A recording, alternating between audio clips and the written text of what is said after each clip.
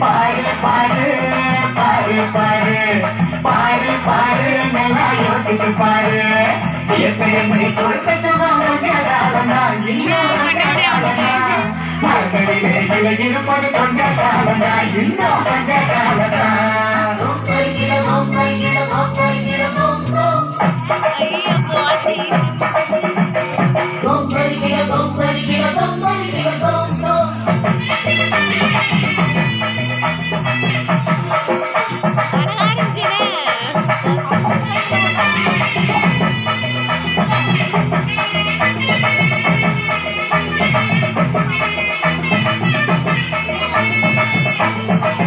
Bye.